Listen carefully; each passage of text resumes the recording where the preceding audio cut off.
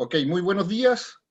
Una vez más nos encontramos desde las instalaciones del Security College para este conversatorio que sería el quinto que realiza Seguridad y Defensa Hemisférica del Security College US. En esta ocasión trataremos el tema de migraciones en América Latina, el impacto en la seguridad y defensa. Participarán como moderador de este programa, como siempre, el director de Seguridad y Defensa Hemisférica del Security College, general de división Felipe Arancibia Clavel, de Chile. También estarán presentes en el conversatorio el coronel en retiro de Colombia, el señor John Marulanda. Nos acompañarán dos destacadas damas, integrantes también del Security College, que es la licenciada periodista, directora de prensa del Security College, Sandra Valencia, del programa G24 de Colombia, como asimismo la licenciada María Teresa Torres, de México, especialista en seguridad humana y gobernabilidad. Por otro lado, desde Washington, D.C. también, muy cerca mío, se encuentra el doctor Guillermo Pacheco Gaitán, quien es el director de Asuntos Internacionales del Security College, que también va a estar participando en esta plataforma que estamos entrenando el día de hoy, y esperamos que ustedes nos den los comentarios, ¿cierto?, si les pareció bien esta nueva transmisión, para seguir mejorando y entregando a ustedes temas de gran relevancia en el área de la seguridad y defensa hemisférica, acá en nuestra región de Latinoamérica. Sin más preámbulos, entonces, dejo con ustedes al moderador de este conversatorio del día de hoy, al general señor Felipe Arancibia Clavel.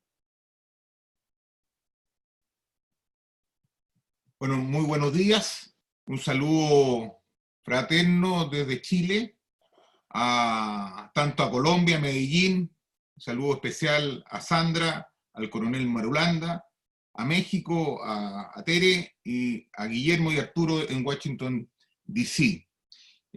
Una vez más nos juntamos para hablar temas de interés general, específicamente relacionados con la seguridad y defensa, y en esta oportunidad vamos a hablar de un tema que está en la agenda de los medios, en la agenda política de los países, y también que va a afectar, o vamos a tratar de dilucidar si afecta o no afecta el tema de las migraciones que están sucediendo en América Latina, como un fenómeno importante que hay que observar, discutir y ver qué cosas podemos sacar como lecciones aprendidas para poder asesorar o tratar de difundir algunas ideas que permitan adoptar políticas públicas adecuadas, o por último tener el conocimiento de aquellos elementos que son necesarios para poder comprender este fenómeno.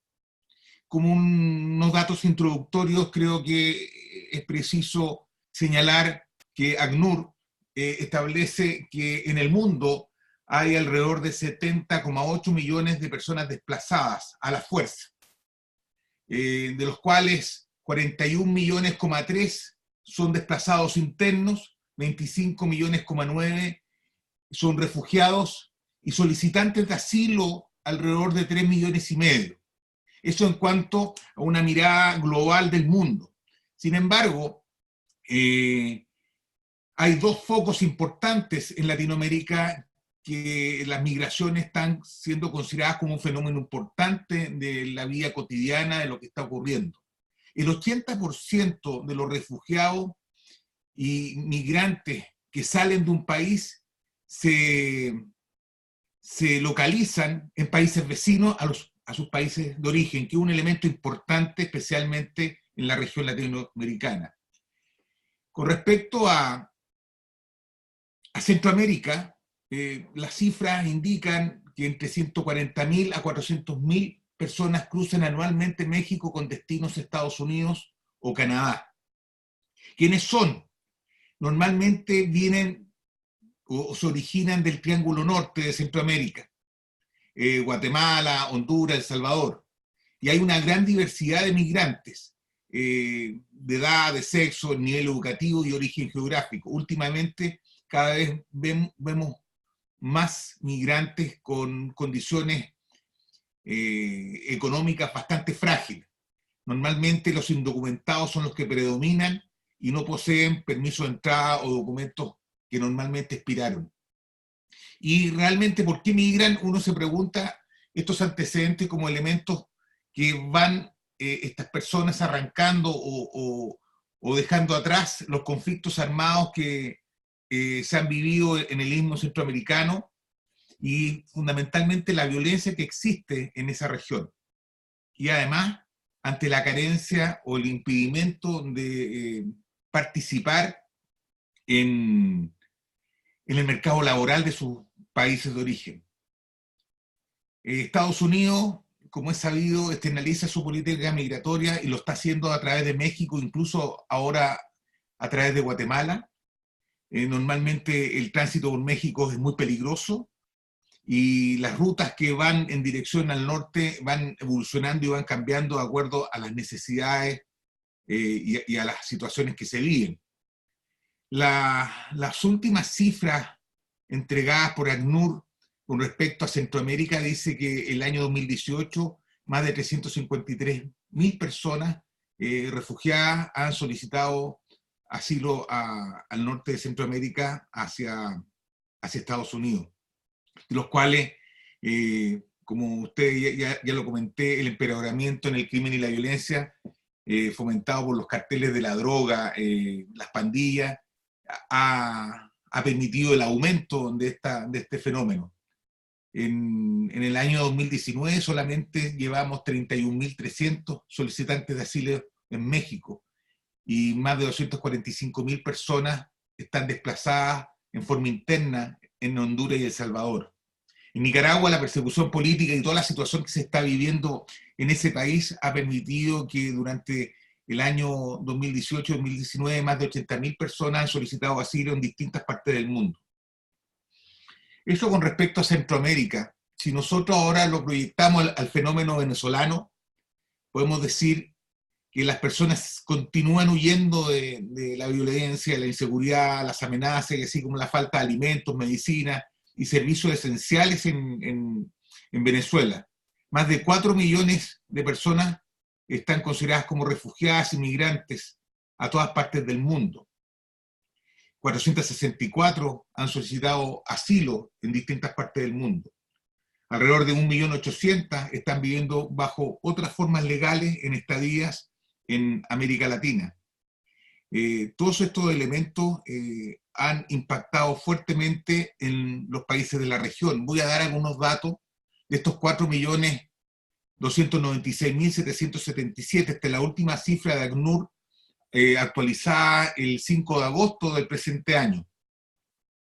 En Colombia, por ejemplo, al 30 de junio habían 676.093 migrantes venezolanos. En Perú, el segundo país en importancia en cuanto a migrantes, al 5 de junio de este año habían 410.895.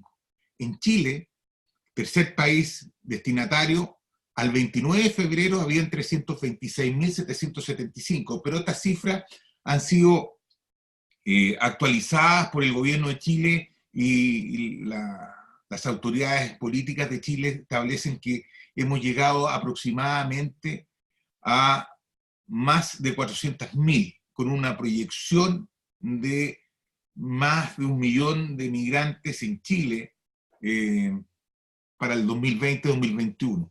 Posteriormente, en importancia sigue Argentina, con 159.000 migrantes, Ecuador, México, Brasil, solamente con 74.000. Y así Panamá, Uruguay, en esa proporción va bajando. Importa acá que Colombia, país vecino de Venezuela, es el país que tiene país destinatario con más cantidad de migrantes, posteriormente Perú y posteriormente Chile. Y lo más dramático, que se espera que la cifra de estos 4 millones al año 2020 2021, según algunos estudios, va a alcanzar a los 8 millones de migrantes. Esto es una catástrofe y que tiene impactos en todos los ámbitos de la vida nacional de los países latinoamericanos y en especial con respecto a Latinoamérica y especialmente en seguridad y defensa.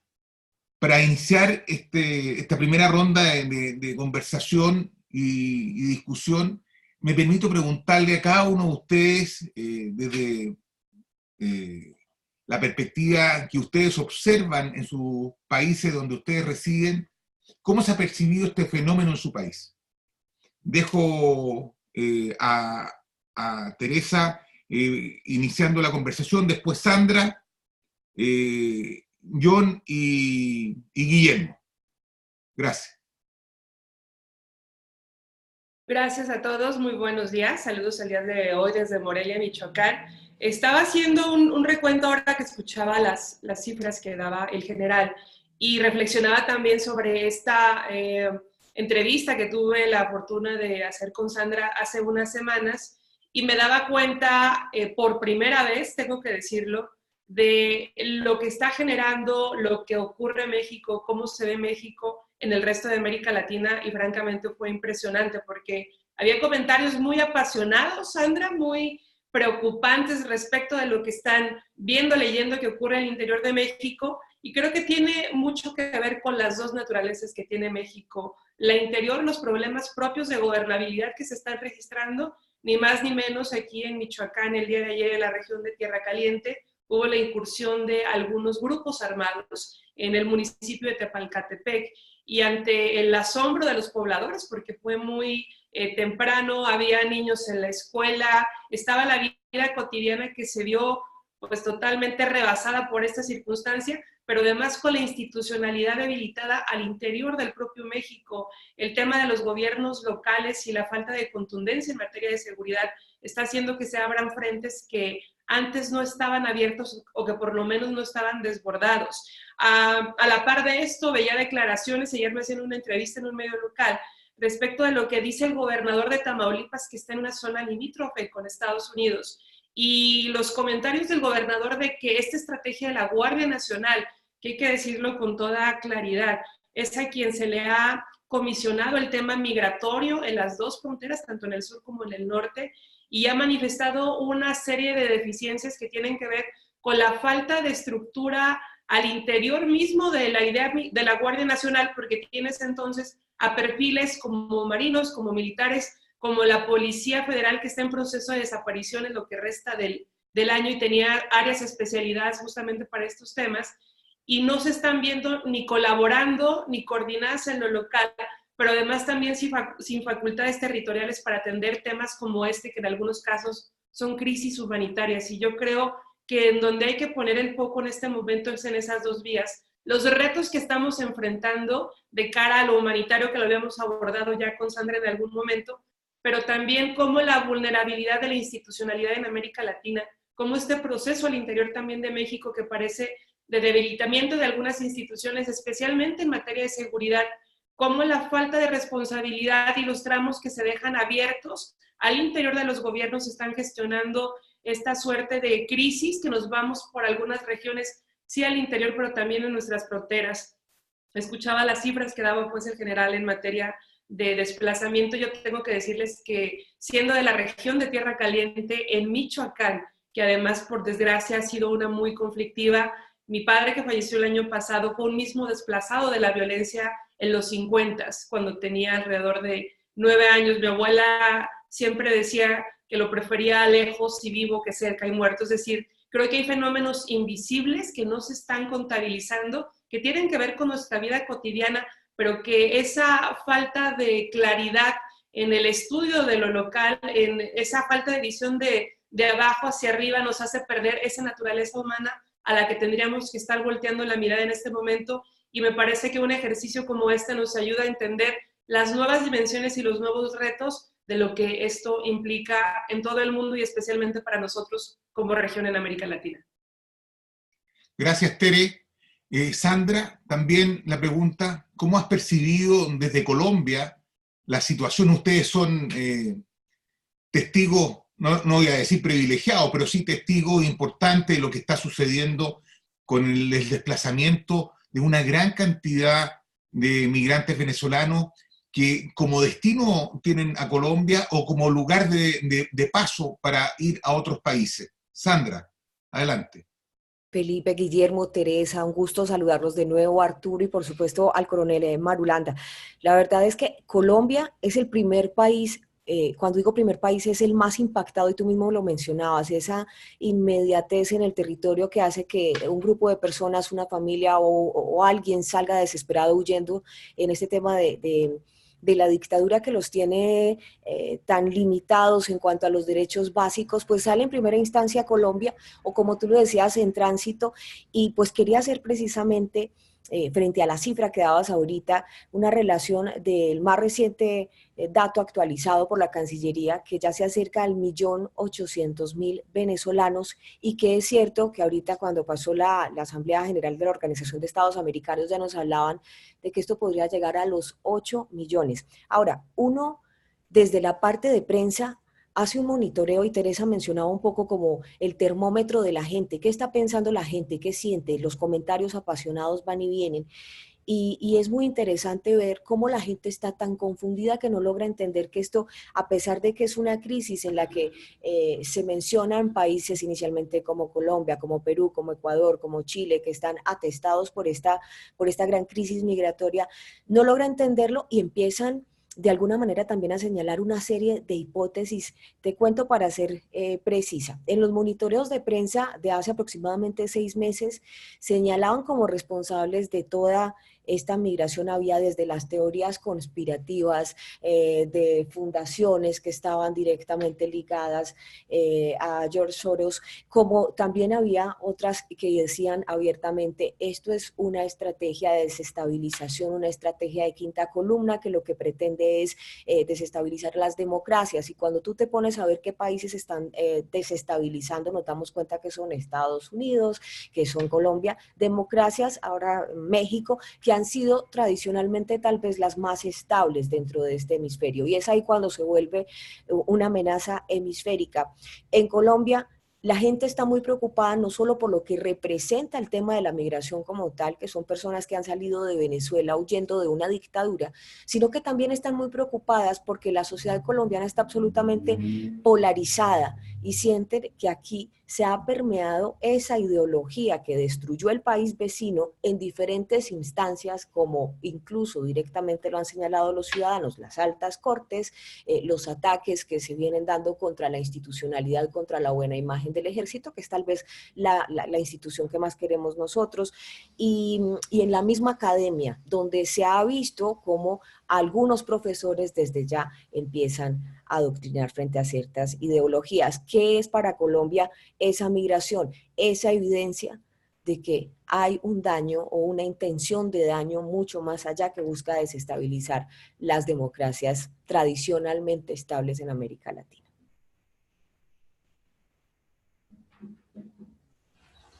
Gracias, Sandra. John, por favor, tu impresión de lo que está sucediendo con este fenómeno migratorio, por favor. Adelante. Bueno, buenos días para todos. Espero me escuchen bien. Gracias a Arturo por la invitación, Guillermo, a ti, Felipe, y especialmente a Sandra, mi paisana, y a Teresa. Bueno, no, mire, yo comparo, pues, escuchando atentamente a Teresa y escuchando a Sandra, pues son el mismo fenómeno con dos perspectivas. El fenómeno migratorio de México es una combustión. Eso ha venido mucho tiempo sucediendo de una manera paulatina, sistemática, si se quiere. Lo que está sucediendo en Colombia con Venezuela no es una combustión como esa, es una explosión. Y en un corto tiempo hemos visto que Colombia estamos siendo desbordados por una avalancha, no por un río como en México, que es continuo. Aquí ha sido una avalancha que nos tiene realmente muy preocupados. Mire, yo salgo aquí a la esquina de mi casa y veo una familia de venezolanos con un cartel que dice, tengo hambre, soy venezolano, ayúdeme. Y son una joven, un joven, de pronto una persona madura y uno o dos niños. Acabo de hacer un recorrido por el país y por las carreteras veo unos zombies, porque no son migrantes, son zombies. Los veo unos muchachos con la mochila, bajo la lluvia, en el sol, a la esquina de la carretera con un letrero que dice "Soy venezolano, ayúdenme". Es dramática la situación que estamos viendo en Colombia. Pero fuera del aspecto humano, que nos impacta mucho, también y en nuestra preocupación, hay aspectos de seguridad graves consecuencia de esta migración. Lo primero, el ELN, el Ejército de Liberación Nacional, grupo narcoterrorista, que estaba casi extinguido y que ha crecido hoy mucho, en el lado venezolano, casi el 50% de su pie de fuerza son jóvenes venezolanos. El ELN viene aprovechando esta coyuntura humanitaria de Venezuela para reclutar jóvenes que no tienen qué hacer, especialmente en las zonas de la frontera, en los estados de Táchira, Zulia, estado Apure, algo de Barinas, Amazonas y Bolívar. De modo que ahí tenemos una amenaza seria de seguridad que está gravitando mucho, utilizando mucho esta cantidad de jóvenes que están sin hacer nada útil. Aquí en Colombia es cada día, y Sandra lo puede verificar, cada día más frecuente la noticia de bandas criminales, urbanas, en las cuales participan venezolanos. Para bien o para mal, y sin ánimo de estigmatizar ni generar xenofobia, la realidad es que cada día se ven más jóvenes venezolanos involucrados en robos, asaltos, actos criminosos de diferente tipo. Igualmente, amigos míos, hay que entender que estos Venezuela son dos países de un valor geoestratégico. Venezuela es el país de mayores reservas petroleras del mundo, eso ya lo hace per se un país de valor geoestratégico. Y Colombia es el principal productor, primer productor de cocaína en el mundo. Y eso genera unas dinámicas geopolíticas, por supuesto geoestratégicas, pero geopolíticas que nos complican mucho. Entonces, las bandas de narcotráfico, que están ahora muy vinculadas al cartel de Sinaloa, Jalisco Nueva Generación y algo de los Zetas, que se han detectado evidentemente aquí, no es especulación, es inteligencia, pues están reclutando gran cantidad de estos emigrantes que no tienen qué hacer, porque el gobierno colombiano se está viendo copado en sus capacidades de salud, de vivienda, de alimento, de educación, que hay que dárselos. No alcanzaba el gobierno a suplir las necesidades básicas de los propios nacionales. Ahora imagínense con 1.400.000 más y con una prospección dramática que Felipe mencionó. Si esto sigue así como va, vamos a tener más de 4 millones de migrantes que están llegando a Colombia, como bien lo decía Felipe y como bien lo decía Sandra. Llegan aquí, el 80% se queda en Colombia y el resto migran a los países que en su orden más se están viendo también afectados, como son Ecuador, como es Chile, Perú y Chile. Países que han colocado ahora serios, no trabas, pero sí controles a esa inmigración. Y esos controles de esa inmigración lo único que hacen es revertir ese flujo a Colombia. Es decir, la semana pasada vimos más de 30.000 venezolanos en el término de una semana parados en la frontera con Ecuador, en Ipiales, porque no podían posar, porque no tenían visa y no tienen cómo conseguir visa. ¿Qué hace esa gente? Tiene dos opciones. O se va de todas maneras para Ecuador por las trochas, las vías ilegales, lo que permite que aumenten los traficantes de humanos y se haga un negocio, o se devuelven a Colombia, en donde tenemos este problema. Luego, realmente es un problema continental del cual la primera víctima está siendo Colombia. Y en cuanto, para terminar, en cuanto a si esto es una estrategia o es un cisne negro, algo raro, es muy difícil que sea realmente una estrategia exprofeso planeada para desestabilizar. De hecho, en sí misma trae la desestabilización. Venezuela se salió de las manos del control de sus gobernantes. El fracaso de Venezuela no es el fracaso básicamente de una doctrina, aunque lo es, pero es el fracaso de una mala, terrible administración, que con el país con las mayores riquezas de América Latina está sumida en la más absoluta pobreza y miseria, en una crisis humanitaria. Un datico final. Saben ustedes que en los últimos 3 años los venezolanos han perdido 7 kilogramos de peso. Conseguir proteína en Venezuela es una labor titánica. Por eso les digo que aquí lo que vemos en Colombia en las carreteras, y anduve de norte a sur en X tarea, y veíamos por todas partes seres humanos como zombies, caminando casi desorientados, idos, y con un letrero que decía: soy venezolano, ayúdeme. Es dramático lo que estamos viviendo aquí, y en aspectos de seguridad es realmente una amenaza, mucho más ahora que estos bandidos de las FARC decidieron volver a las armas, y lo hicieron con el apoyo del gobierno venezolano, y se protegen y se cuidan en Venezuela. Gracias, John. Guillermo, me gustaría, si tú nos pudieras explicar cuál es la mirada desde Washington, cuál es la mirada desde Estados Unidos al fenómeno, primero al centroamericano, que es más conocido para ellos, porque es algo, como decía muy bien John, es un río continuo, pero ¿qué pasa con esta avalancha? ¿Qué pasa con el fenómeno venezolano, que por las cifras es el fenómeno migratorio más importante del mundo? Ha superado a Sudán, a Siria, en las cantidades de desplazados que existen actualmente. Adelante, Guillermo. Gracias, qué gusto estar con ustedes. Saludos, Arturo, Felipe, Tere, Sandra, John, qué gusto estar con ustedes.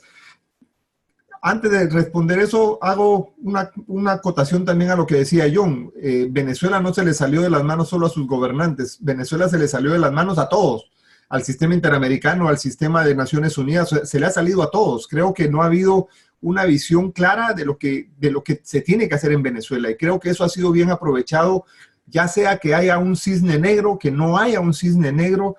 La situación misma de Colombia ahorita respecto a la posición de las FARC complejiza el tema de la migración, porque, como muy bien lo decía, el ELN se ha dotado de toda esta mano, como muy bien decía, una mano necesitada, que está haciendo ya desde un punto de vista humanitario, que tiene que tener una intervención. Digo, porque tenemos que recordar una cosa, hay ciertos datos que no tenemos que perder de vista. En el último año, la migración produjo 6.7 billones de dólares, o sea, el equivalente a 9.4 del PIB mundial. O sea, ¿qué significa esto? Que el impacto positivo de la migración lo tenemos que rescatar. O sea, no podemos mencionar también el tema negativo, que sí, trae las partes negativas, lo tocaré al final en el tema de seguridad.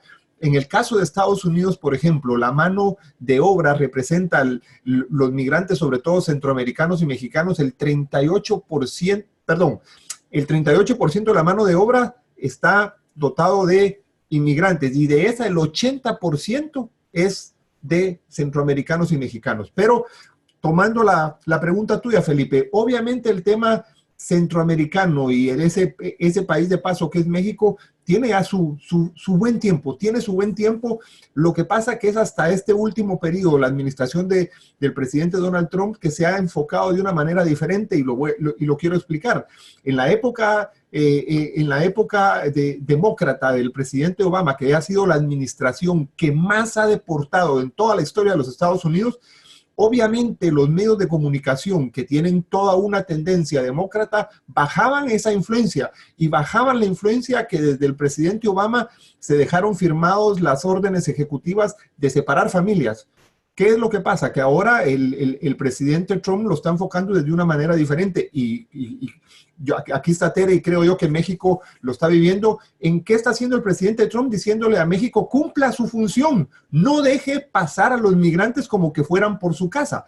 Entonces, sí, esta migración tiene años de Centroamérica para acá. O sea, se calcula aproximadamente que Estados Unidos tiene 12 millones de inmigrantes ilegales. Tú te puedes imaginar, 12 millones de inmigrantes ilegales, que esto tiene mucho que ver con el tema de el tema de los lobbies legislativos. ¿Por qué? Porque hay muchos interesados que no haya legislación, una ley que deje de ser ilegal a esta inmigración. Pero desde la visión que tienen los Estados Unidos es obviamente preocupante. Para ellos, mira, para ellos lo de Venezuela sí es preocupante, pero para ellos, número uno, es el tema centroamericano y el tema mexicano. ¿Por qué? Porque es lo que le afecta. Tenemos que entender una cosa, Estados Unidos ha recibido aproximadamente más de 450,000 venezolanos. O sea, es el cuarto país que más venezolanos ha recibido, entonces Estados Unidos también tiene una visión respecto a esta posición del tema de Venezuela. A Estados Unidos no mira a Venezuela casi desde la perspectiva de lo que está produciendo en la inmigración, lo mira desde el punto de vista de seguridad, y ahí tenemos que entender ese impacto que tiene para la seguridad, y lo podemos ver también en la inmigración africana para Europa. Miren los procesos que se generan en el Mediterráneo respecto a las respuestas de seguridad que tiene que dar estos países mediterráneos para evitar el paso de la inmigración. Cómo ahora en México se está produciendo la Guardia Nacional, como lo menciona Tere, a la cual le dan la custodia del tema de fronteras. Entonces, quiero terminar en cuál es el impacto que está teniendo el tema de la inmigración en muchos países. Es desnudando lo que yo vengo diciendo desde hace algún tiempo, es no estamos pensando en el diseño de fuerzas para el futuro.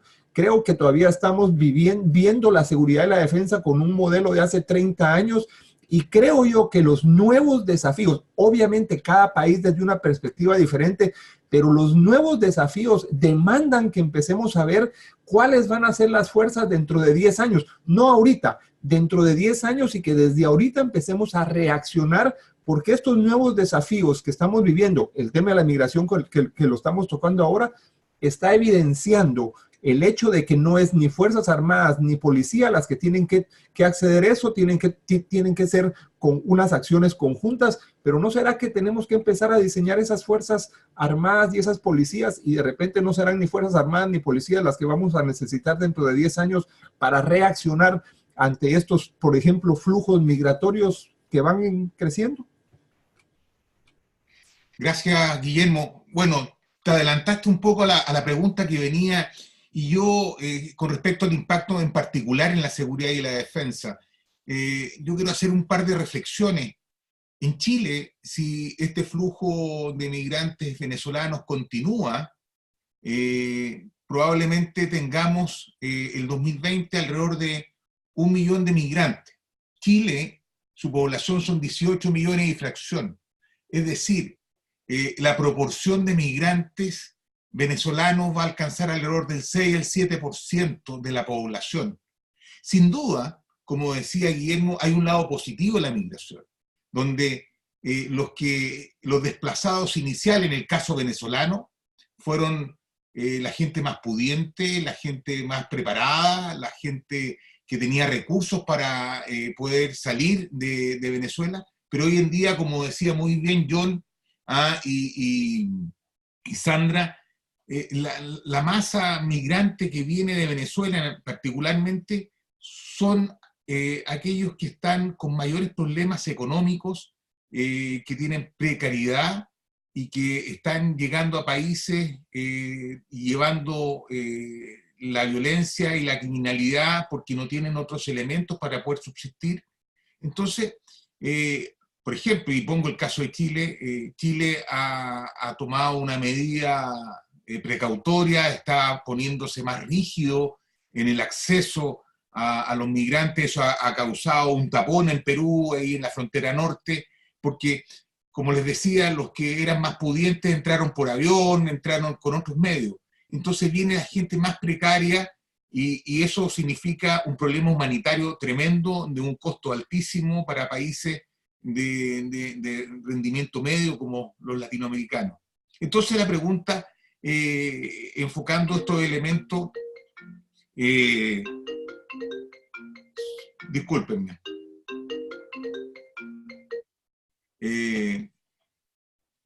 lo importante ahora es ver cómo este impacto puede afectar la seguridad y la defensa de cada país y en la región en particular, tanto en el caso centroamericano como en el caso venezolano. Le doy la palabra a Tere para que nos dé su mirada desde México. Adelante, Tere. Escuchaba con mucha preocupación la participación de todos, ¿no? Y creo que es necesario que también volteemos, yo insisto, a ver en el tema de abajo hacia arriba. Escuchando a Guillermo diciendo que nos falta diseño de futuro en estrategias de seguridad y defensa, creo que es bien difícil luego estar pensando en el futuro cuando estás rebasado en el presente. Y yo insisto en el tema del mantenimiento del orden público en lo local. Me parece que necesitamos una estrategia que ayude a fortalecer los canales institucionales locales, porque bien lo estaban señalando. Venezuela ha sido una tragedia que nos ha rebasado a todos en todas las formas posibles, y pareciera que ahora se ha convertido en un fantasma que no se puede exorcizar, pero que nos está persiguiendo a todos. Y yo, insisto, veía en estos comentarios apasionados del cómo nos ven a los mexicanos, cómo nos ven a México en este momento a partir de la entrevista que tuve la fortuna que me hiciera Sandra, y es el temor del fantasma de Venezuela, de lo que puede ocurrir también en México, del discurso que se genera de repente de odio, pero también de estas ideas de no voltear al exterior para voltear al interior del país, y te conviertes en una especie de país irresponsable al final de cuentas, pero eres irresponsable con la región, pero también eres irresponsable al interior. Y entonces, ¿qué vamos a hacer? Yo creo que necesitamos pensar y empezar a gestionar una estrategia de fortalecimiento de instituciones locales, porque si no puedes contener y no puedes garantizar tu orden público, ya lo decían muchos de ustedes, los servicios básicos en lo local, en lo municipio, es muy fácil que llegue la criminalidad y se instale de todas las formas posibles. Estos cárteles con quienes se han tenido tantos problemas, que han sido tan violentos en México, que ahora también tienen presencia y muy fuerte en este sentido de expansión en Colombia, están creciendo de esta manera porque hay una falta de institucionalidad también aquí en el territorio nacional que está permitiendo que esto ocurra. Es decir, los vacíos que hay los están llenando quienes los están sabiendo capitalizar. Y pueden ser estas fuerzas oscuras que bien mencionan, pero tiene mucho más que ver, yo creo, con el vacío que se genera al interior de cada uno de nuestros países, de cada uno de los gobiernos locales, y este perfil de criminalidad que ahora existe. Yo aquí siempre lo menciono, son grandes antropólogos y sociólogos, están muy claros de cómo llegar y conquistar a nuestros chicos. Yo que pertenezco a un estado, soy michoacana, de un estado que hay 4 millones de michoacanos en Michoacán y 4 millones de michoacanos en Estados Unidos, que somos el primer estado con deserción escolar secundaria en todo el país, y tendríamos a 200,000 chicos en edad secundaria, adolescentes, que no están en las aulas, que no están recibiendo instrucción. ¿Y a dónde se están yendo? Me preguntaban algunos empresarios hace unos años que cuál era mi lógica en términos de interpretar en materia de seguridad esta cifra. Yo les decía, si el 10% de estos chicos locales están en manos de la delincuencia organizada, ¿cuántos son, no?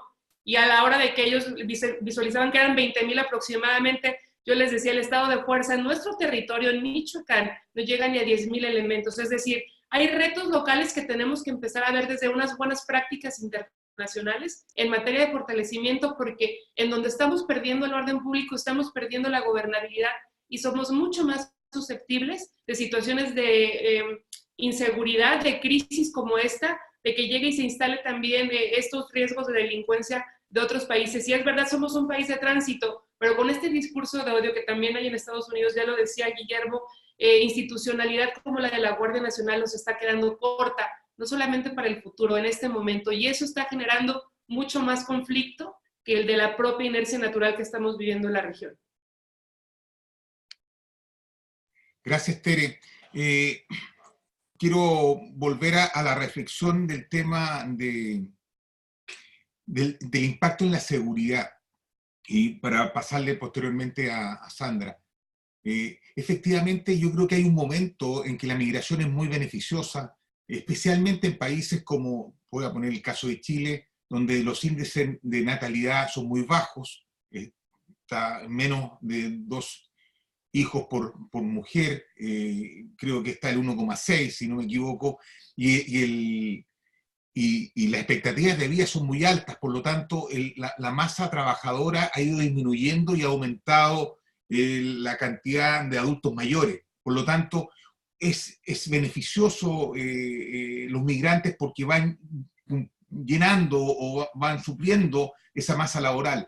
Pero ¿en qué momento eso se desborda?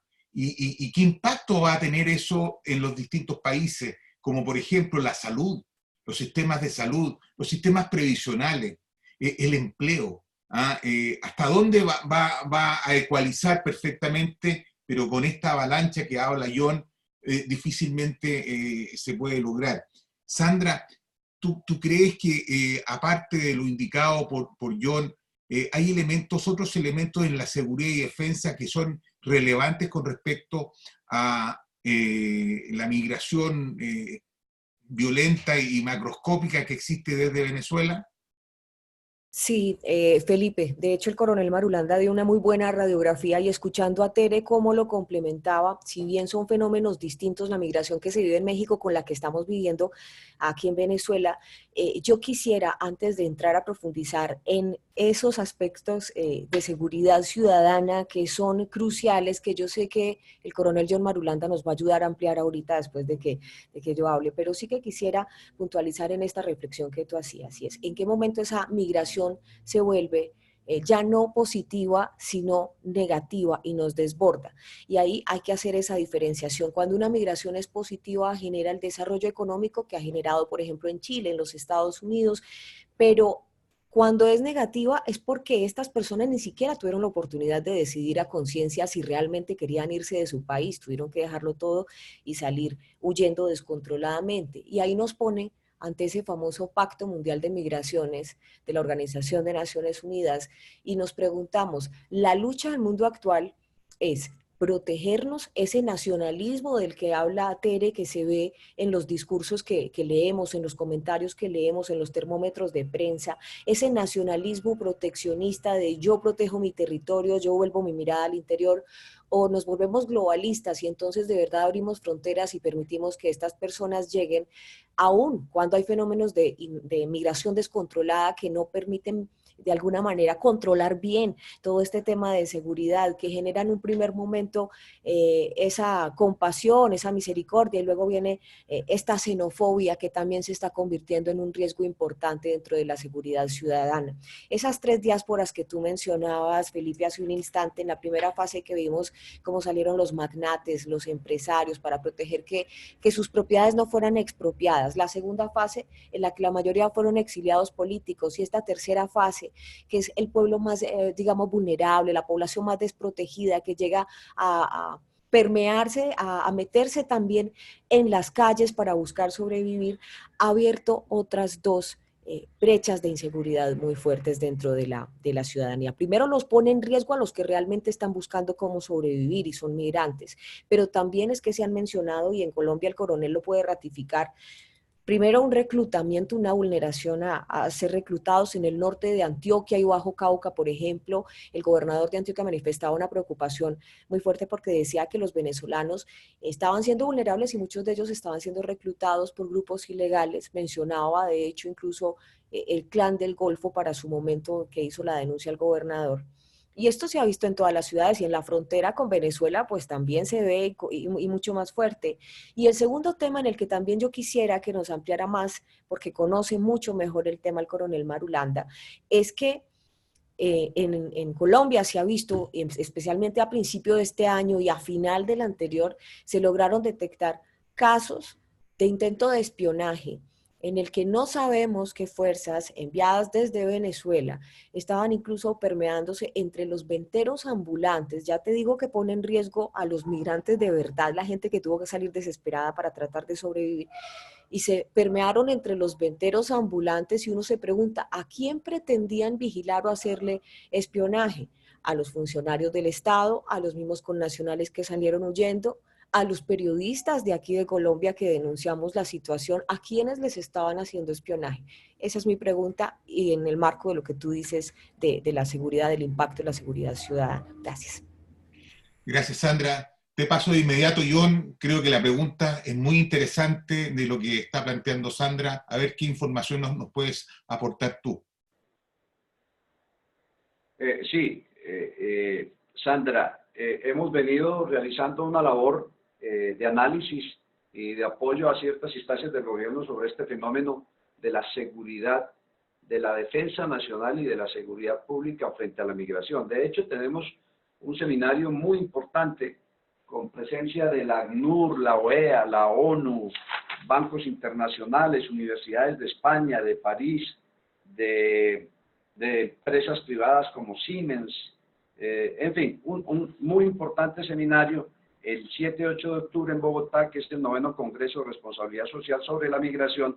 Ahí estaremos representando al Security College con una, que es lo que está preguntando Sandra, con una conferencia, una charla que se llama Perspectivas Geopolíticas Regionales de la Diáspora Venezolana. Mire, mientras sucede esto, mientras estamos viendo esta explosión migratoria, de crisis humanitaria descontrolada que estamos sufriendo en Colombia, al otro lado de la frontera, esa migración sucede especialmente en la parte norte de la frontera colombo-venezolana, que es una frontera de 2.200 kilómetros, es frontera marítima, frontera de montaña, frontera de selva, frontera de desierto, es complicada esa frontera. La conozco muy bien como oficial de caballería, presté mis servicios en diferentes comandos en esa frontera. La mayoría de migrantes están entrando por norte de Santander, estados Zulia y Táchira de Venezuela, departamentos de Santander Norte y Santander de Colombia. Ahí es donde está realmente el primer paso de este drama. ¿Y qué pasa en las últimas horas en ese tramo? Al frente de Cúcuta, algunos de ustedes conocen eso, es la ciudad capital del departamento norte de Santander, en un pueblito pequeño que se llama Rubio, que era un centro de descanso los fines de semana para los cucuteños, irse para Rubio, a las playas de Rubio, era muy agradable ir a Rubio, eso es Venezuela. Bueno, desde hace 10 días se viene instalando una base militar con la presencia de más de 100 soldados rusos y cubanos, y esto no es especulación, es confirmado, que están instalando radares, antenas y operando drones. Mientras en la base de Paraguaypoa, en La Guajira, desierto al frente de Paraguachón, Paraguaypoa es Venezuela, se están acumulando tanques T-72 de guerra. Entonces, cuando uno ve esas cosas, se pregunta y dice, hombre, ¿a qué jugamos? ¿Cómo es esto? Les recuerdo que América Latina es el continente más peligroso del mundo. Lo ha dicho repetidamente desde hace 10 años las Naciones Unidas, con el mayor número de homicidios, el mayor número de robos, el mayor número de extorsión. Producimos el 99.9% de la cocaína del mundo, que es la que dispara el negocio ilícito del principal crimen organizado que tenemos. De modo que, ante estas situaciones, y hace pocas horas, las FARC, o uno de los jefes de las FARC más identificados, se abre, como decimos en Colombia, se abre el parche y vuelve otra vez a la lucha armada con el apoyo y el amparo del gobierno venezolano. Entonces, en ese escenario, en ese tablero, uno ve que la situación es sumamente complicada, y ahí entra lo que pregunta Sandra. ¿Ustedes creen, como expertos en seguridad, que un gobierno como el venezolano, en medio de esa avalancha de inmigrantes, no va a infiltrar la gente de inteligencia que le interesa, como lo saben hacer muy bien los cubanos? Claro que sí. Y se han detectado la presencia de muchos agentes de inteligencia venezolanos que posan por migrantes. Mire, se han capturado agentes de inteligencia venezolanos cerca a la base de fuerzas especiales más importante de Colombia, en Melgar, Tolima, a 2 horas de Bogotá. Se han capturado individuos espiando, merodeando por la base de aviones, la base de combate del CACOM 1, que está en Melgar, no muy lejos de Bogotá tampoco. Ahí los han capturado. No han sabido explicar qué hacen ahí y han posado de migrantes. Entonces hay un problema de seguridad, de defensa nacional para Colombia. No solamente el problema humanitario, que es gravísimo, como ustedes muy bien lo han explicado, el problema de seguridad pública, gravísimo, como he tratado de darles a entender, pero el programa de defensa nacional también es muy complicado con Venezuela. Ahora con las FARC, ahora con el ELN, ahora con rusos y cubanos en la frontera adelantando actividades militares que uno dice no se entiende. Es decir, Colombia nunca tiene una posición militar agresiva, siempre ha sido defensiva, no tiene una estrategia de ataque. En cambio, Venezuela insistentemente ha dicho que tenemos un litigio fronterizo que no se ha hablado, y el gobierno venezolano ha sido claro en decir, ese territorio es nuestro, Colombia hace una cantidad de reclamos en la retórica que siempre se ha utilizado en estas cosas, al cual uno ya no le para bolas, pero cuando suceden estas cosas, uno dice, un momentico, ¿aquí qué está sucediendo? Como que sí es una situación delicada, llama a atención y a preocupación, y estoy de acuerdo totalmente con Teresa. Nos obliga esto es inédito, lo que está sucediendo nunca antes lo habíamos tenido. Ante eso, yo sí creo que somos nosotros los llamados a pensar qué nuevas posibilidades de rediseño de nuestras fuerzas de seguridad, policiales y militares, hay que hacer, si es que hay que hacerlas. ¿Cómo vamos a enfrentar estos retos tan complicados como el de Colombia, que les acabo de decir que es muy particular aquí, o el de México, que es bien complicado también? Chile ha tomado las medidas lógicas de una migración, sí humanitaria, pero controlada. Ecuador también. Colombia ha creado a la carrera organismos, hay un gerente de la frontera colombo-venezolana, inmigración se ha rediseñado y todo, pero las fuerzas militares y de policía siguen en sus roles tradicionales, con cargas adicionales, tareas nuevas que hacen que sean hasta cierto punto inoperantes. Ahí yo creo que Security College tiene una gran oportunidad de ofrecer el pensamiento de gente tan veterana como Guillermo, mi general, todos los que estamos aquí, Sandra, Teresa, y proponer frente a estas circunstancias alternativas en seguridad y defensa. Muchas gracias, John. Efectivamente, es muy interesante lo que tú estás planteando y es parte de la pregunta que viene. Pero antes quiero preguntarle a Guillermo quiero saber su opinión sobre un comentario que hizo el canciller de Chile, el ministro Teodoro Rivera, en un llamado que hizo a los países latinoamericanos sobre la proporcionalidad de recepción de migrantes.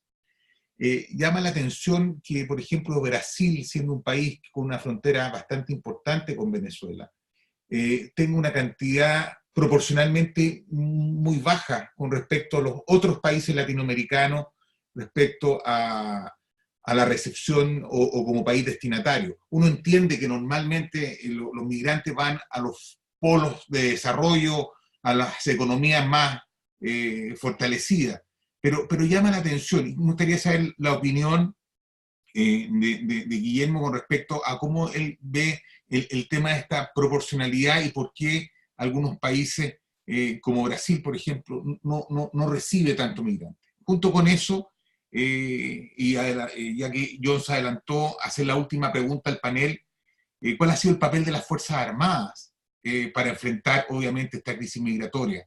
¿Qué papel debe tener? ¿Debe tener papel en esto o solamente debe dedicarse a observar desde una postura de custodio de frontera, etcétera? Adelante, Guillermo. Gracias, Felipe. Mira, yo creo que en el caso de Brasil, Brasil tiene un bolsón natural que impide que muchas veces se crucen. Los que han llegado han pensado que pueden atravesar la selva. Yo conozco el caso en Cúcuta de un pastor brasileño que hace casi 40 años para poder ir a Cúcuta cruzó la selva misma, pero se llevó, estoy hablando hace 40 años y tiene ahora un tremendo alcance incluso para muchos de los migrantes que están pasando, pero me refiero, tiene un colchón natural que le ha hecho que Brasil no reciba tantos migrantes, porque los que quieren llegar a Sao Paulo, que es un polo de desarrollo, un polo industrial, tienen que dar una vuelta muy grande y se terminan quedando en muchos de los países, 1, 2, el idioma. Creo yo que el hecho de que no hablen portugués limita muchas veces esa relación y esa incidencia que pueden tener los venezolanos y ha hecho que escojan otra serie de países, el caso mismo de Colombia. O sea, los números, muy bien lo decía yo, los números muchas veces se quedan cortos, se calculan que es 1,5 millones los venezolanos que han entrado ya al país colombiano. Y tú te puedes imaginar, aunque otra cosa que no tenemos que olvidar, y por eso estoy diciendo, la historia misma de la humanidad es de migrantes. O sea, nosotros vemos la historia de la humanidad y siempre se han formado a través de migraciones. El mismo origen de las Américas, todo lo vemos a través de la migración. Pero creo que han tenido subidas y bajadas y han tenido diferencias en cuanto a la manera de abordar. El problema que tenemos ahora y en el cual estamos abordando el tema es el impacto que tiene en seguridad y defensa. ¿Por qué? Caso Venezuela.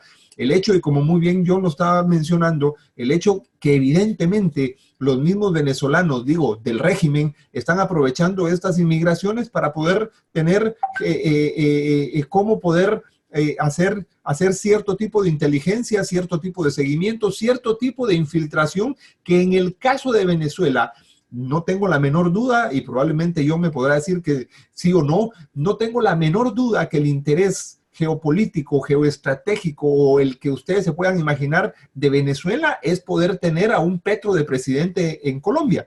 Entonces, no tengo la menor duda porque eso le facilitaría la subsistencia, eso le facilitaría la subsistencia a un régimen que está cada vez más desgastado y que se le ha ido de las manos a todo mundo. Entonces, creo yo que el problema no es simplemente estos flujos migratorios. Voy a poner un ejemplo. Hace la semana pasada entre la frontera Guatemala-México hay 229 congoleños detenidos exigiendo que se les devolvieran sus papeles. Ustedes se pueden imaginar 229 congoleños en la frontera entre Guatemala y México. La visión, la preocupación, el riesgo que ve los Estados Unidos a eso es justamente que así como aparecen congoleños, aparezcan cualquier otra serie, no solo ya de yihadistas, sino del mismo régimen venezolano que puedan querer y puede darse, entendiendo el número tan grande de inmigrantes que entran a los Estados Unidos. O sea, los números, cuando uno los mira, o sea, cuando uno dice, mire, han detenido a más de 560,000 en la frontera, que no les permiten entrar. Súmale por 2 que esos que han podido entrar. Los que agarran es un número y los que entran es otro número. Y el tema último, rápido. Creo yo que el tema de usar a las Fuerzas Armadas en temas migratorios viene al hecho del rebase que tienen las fuerzas que se tienen que dedicar para eso. O sea, el hecho que México, por ejemplo, haya creado una Guardia Nacional en medio de toda una serie de policías, 1,000 y pico de policías desde locales hasta la federal, que desaparezca la federal y las Fuerzas Armadas, nos pone en evidencia que hay preocupaciones respecto a qué podemos estar haciendo en medio de Fuerzas Armadas y de policía. Y es lo que en algún momento algunos países, Guatemala, El Salvador y Honduras lo han hecho, es poner a resguardo de las fronteras a las Fuerzas Armadas. Gracias, Guillermo. Nos queda muy poco tiempo, así que me gustaría que en 2-3 minutos, Tere, Sandra, John, finalmente Guillermo, hacer una reflexión final y englobar primero su punto de vista con respecto a los roles de las Fuerzas Armadas en el tema que estaba tocando Guillermo, y finalmente un concepto final para poder terminar. Se nos pasó volando el tiempo, llevamos la hora que habíamos previsto, y así poder pasarle posteriormente a Arturo el mando de este conversatorio. Por favor, Tere. El tema de las Fuerzas Armadas.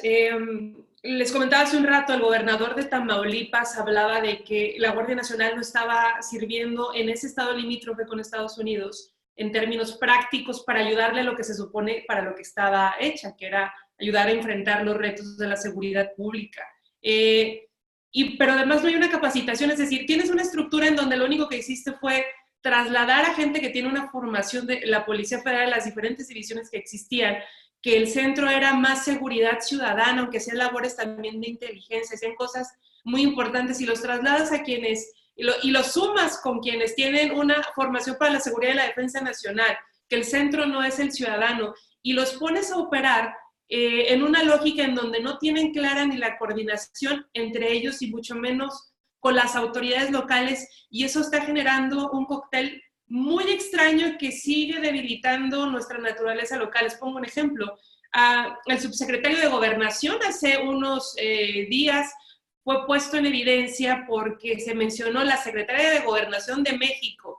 Dijo que estaba sentado teniendo reuniones con gente que se presumía eran autodefensas o de grupos de la delincuencia organizada, y hubo una revolución en México porque dijimos, ¿cómo es posible que esto esté ocurriendo desde instancias oficiales? Es decir, hay una falta de claridad en la operación del territorio que tiene que ver, creo que con una falta de entendimiento del contexto de nuestros retos como región, pero también los retos nacionales. México ha estado desmontando sistemáticamente, y escuchaba al coronel Marulanda con mucha preocupación porque decía, las áreas de inteligencia en México se han estado desmontando las áreas de inteligencia, es decir, incluso las que estaban en las embajadas en todo el mundo, incluso a nivel nacional.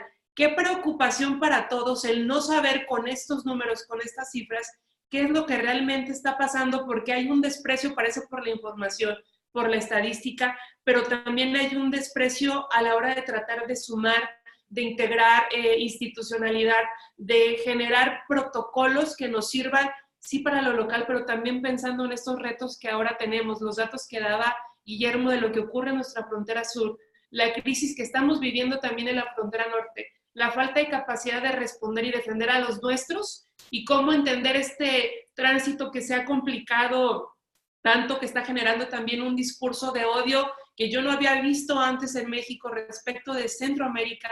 Sabíamos que estaban pasando cosas muy complicadas, que estábamos viviendo retos muy profundos en el norte, que no nos gusta que toquen a nuestros mexicanos, pero no entendemos luego el trato que estamos dando a la frontera sur, y esto hace mucho más complejo lo que está viviendo. Yo creo que necesitamos replantear qué tipo de política pública y gente en el territorio nos va a ayudar a llevar todo este tema de migración, además de los retos locales que estamos viviendo en cada uno de nuestros países. Gracias, Tere. Con respecto a las Fuerzas Armadas, normalmente uno entiende que los procesos migratorios ocurren a través de los pasos habilitados, a través de fronteras que están establecidas, con sistemas de migración, aduana, etc.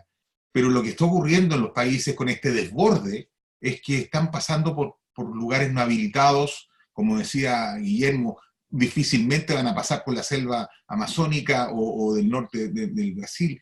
Sin embargo, por ejemplo, en Chile están pasando por lugares, incluso sectores minados en la frontera norte, donde el crimen organizado a través de la trata de personas está haciendo su agosto. Entonces, bajo esa perspectiva, ¿dónde puede estar funcionando el límite de las funciones policiales en el resguardo de la frontera con respecto a las fuerzas militares que tendrán que cooperar, me imagino yo, con tecnologías, con aparatos de visión, de escucha, que permita coayudar al proceso de control migratorio? Sandra. Felipe, Teresa, sí, estaba escuchando a Teresa y me deja planteada una situación. Mira, yo no soy analista militar, yo soy periodista, lo que sí he hecho un seguimiento muy cercano a toda esta situación de migración que se viene presentando. Me preocupa que en países que están tan desbordados como México, donde Teresa definitivamente planteaba una inconformidad frente al papel que vienen cumpliendo las fuerzas militares o que las pusieron a cumplir con el tema de migración. Y en el caso de Colombia, donde hay, digamos, un ataque permanente contra esa buena institución, contra ese buen nombre, contra ese ejército que ha sido letal cuando hemos necesitado que sea letal para proteger la seguridad de los colombianos, y también han sido héroes cuando hemos necesitado como colombianos que nos protejan y que estén ahí en momentos de crisis. Pues yo creo que lo primero aquí en Colombia es respaldar el Ejército Nacional, pero luego cuando veo que todos estos países están viviendo la misma crisis, me viene una pregunta y es, no sé si se requiere que las fuerzas militares tengan o vayan a hacer el propósito de unirse en una coalición en esas fronteras, especialmente donde se están viviendo estas situaciones tan complejas. Lo digo por lo siguiente, en el caso de Colombia y Venezuela, ya hemos escuchado varios diagnósticos de lo que se está viviendo en la frontera, de lo que se sigue viviendo incluso al interior de las ciudades. La trata de personas no solo cuando se pasa de un país a otro por territorios agrestes, por las llamadas fronteras mortales, como les he dicho yo en varios análisis, sino que también dentro de las mismas ciudades empezamos a ver fenómenos tan crueles como, por ejemplo, que se están alquilando niños para la mendicidad. Y cuando vemos esto, pues decimos, es que esto no sería un problema de las fuerzas militares, porque el ejército no está hecho para eso, para ir recorriendo las calles y decir, señora, este niño de verdad es suyo, o usted lo está alquilando para pedir limosna. Entonces también es como saber identificar para qué están hechos nuestros ejércitos, para qué están hechas nuestras fuerzas militares, darles esa dignidad.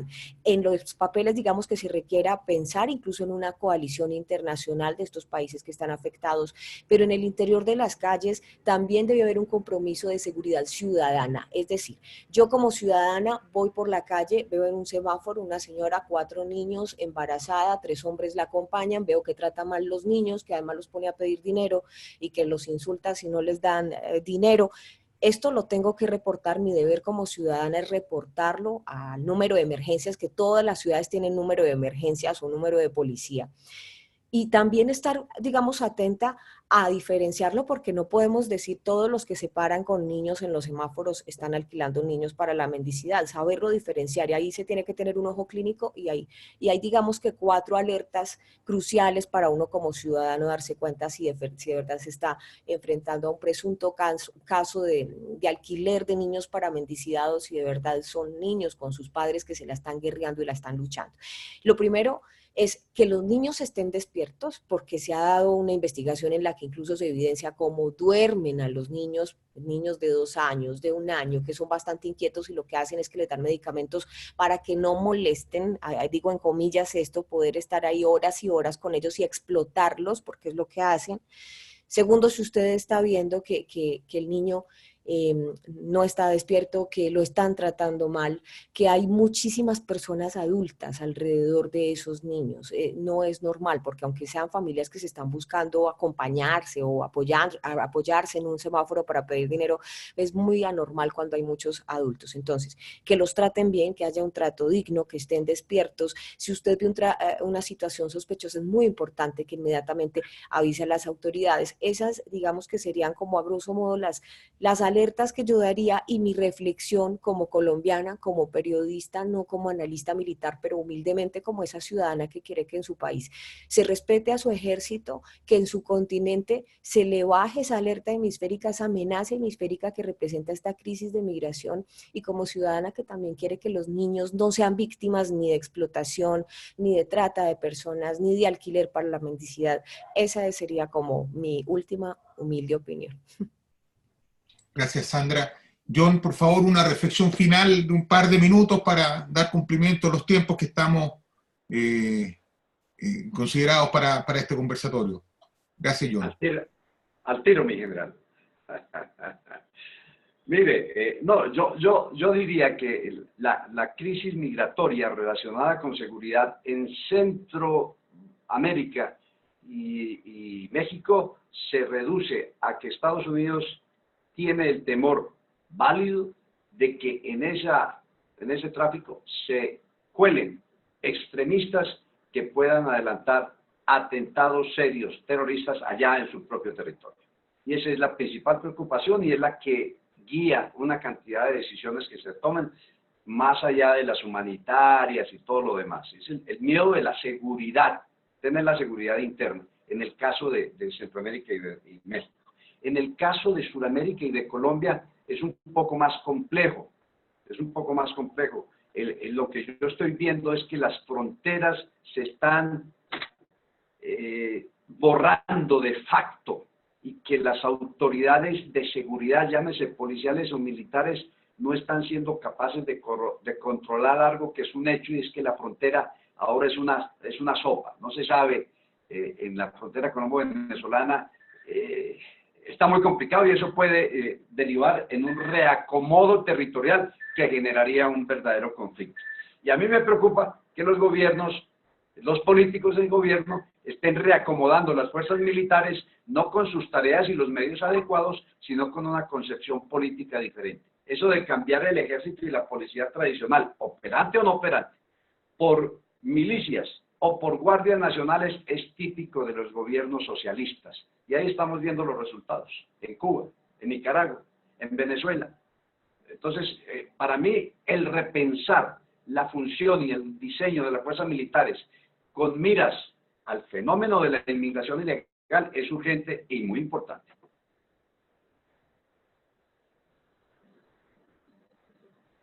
Muchas gracias, John. Guillermo, para terminar, tus palabras.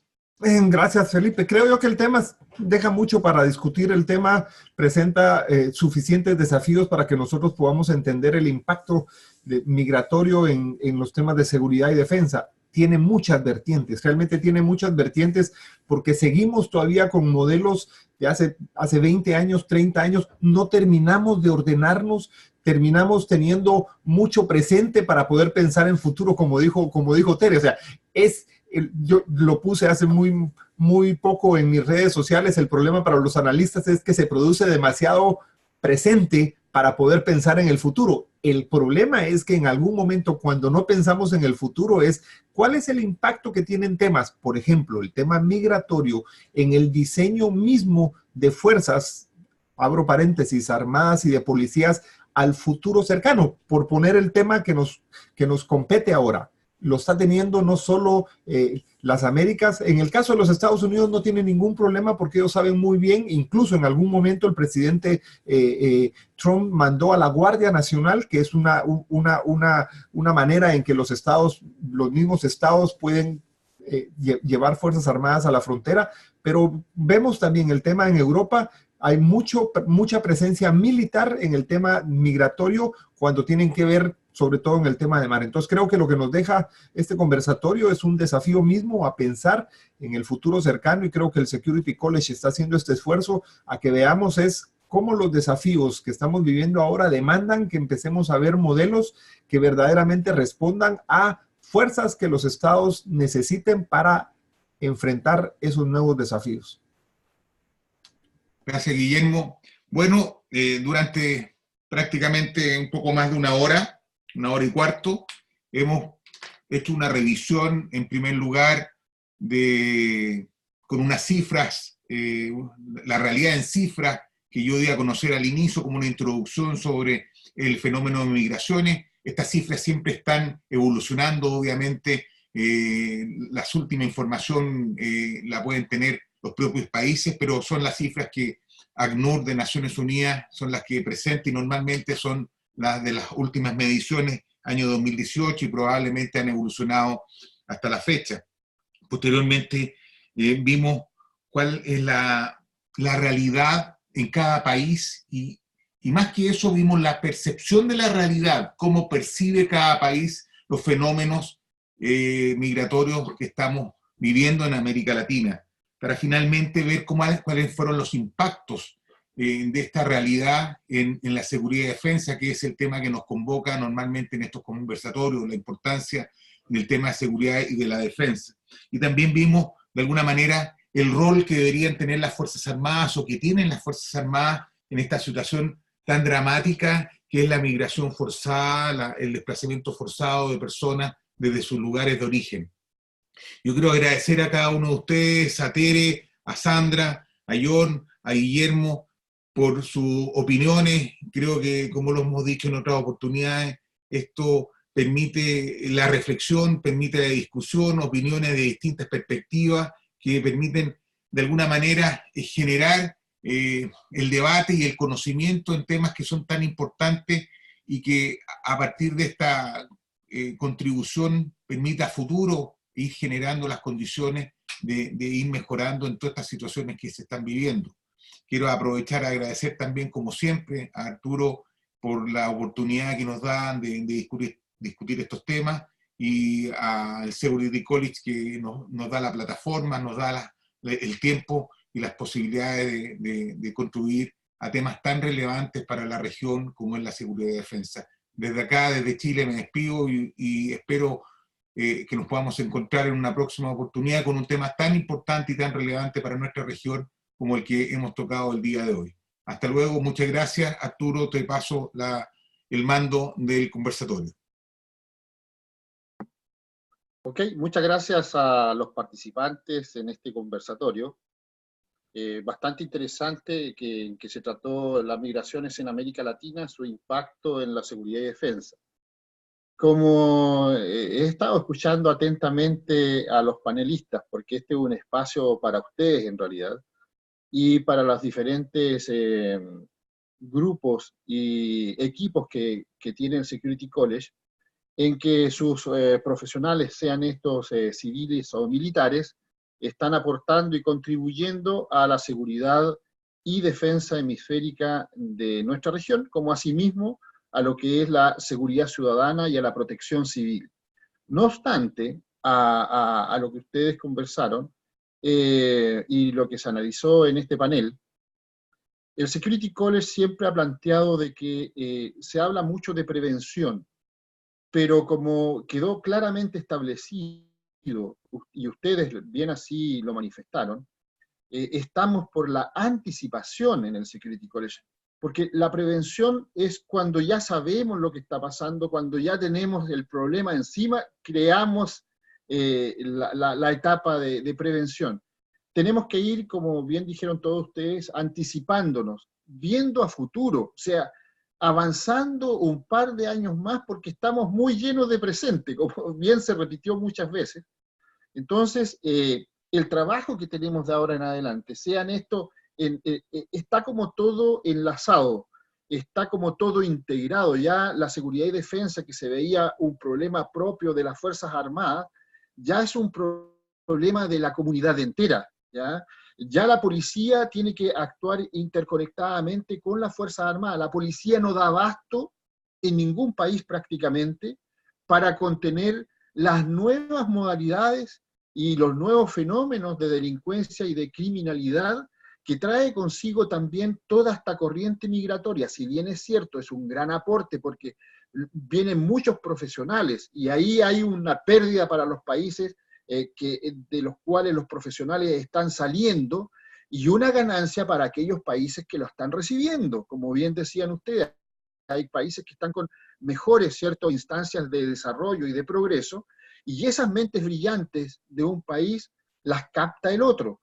Hay toda una serie de causas y efectos que se produce con este tipo de corrientes migratorias, pero también tenemos el deber como Security College, como entidad académica profesional en temas de seguridad y defensa, en ofrecer a la comunidad una instancia de preparación a todo nivel, a nivel gobierno, a nivel civil, a nivel Fuerzas Armadas, a nivel policial, sobre temas tan relevantes como estos. Es así que en el Security College estamos diseñando algunos programas de seguridad y defensa que van a ir orientados, ¿cierto?, en un tiempo muy próximo, a capacitar a integrantes de las Fuerzas Armadas de los diferentes gobiernos, como a capacitar a personeros de gobierno, porque aquí hay un problema que se suscita también en las entidades que están en forma permanente, como son las Fuerzas Armadas, como son las policías,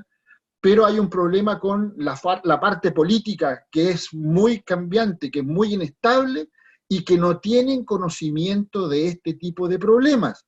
Entonces se crea un grave vacío, una brecha muy grande en lo que se está tratando de hacer para las instituciones que están permanentes, que son permanentes del Estado, con aquellas personas que llegan a cumplir solamente funciones políticas por un par de tiempo, que no les importa realmente este problema, porque digámoslo así, no les importa el problema. Ellos ven la parte política y la parte que les interesa en el aspecto, e inclusive económico, ¿ya? Para sus personas, no para la comunidad entera. Lamentablemente es así.